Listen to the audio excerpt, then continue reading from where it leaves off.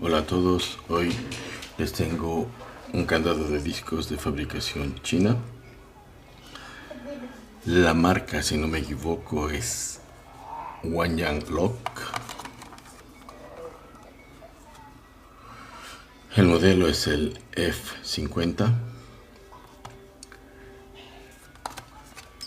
y es US 304 Lock. Es la definición para el tipo de acero que usan para estos candados.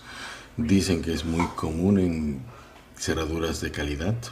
La calidad del material, pero no dice nada sobre la seguridad que ofrece este candado, y no es mucha.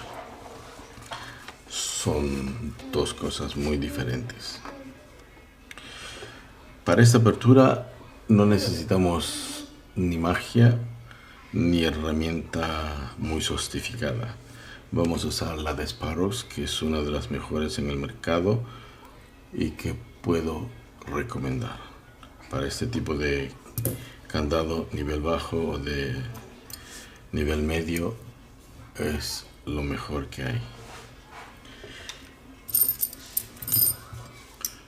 Vamos a hacer ver que todo está en orden. Girar los discos.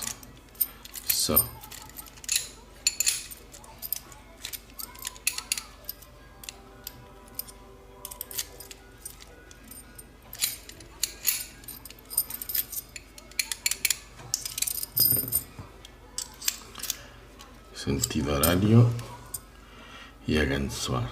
Yo percibo 8 discos. Acompáñenme.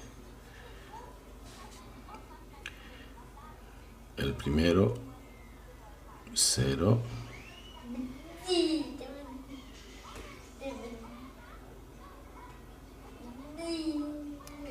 Segundo, tercero, cuarto, quinto,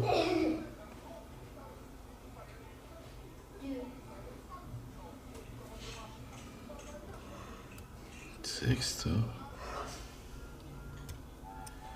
séptimo. 7 discos y lo tenemos abierto. 7 discos, 7 segundos. Como ven, fácil de abrir, muy buena herramienta para este tipo de candados. Y ahora vamos a cerrarlo.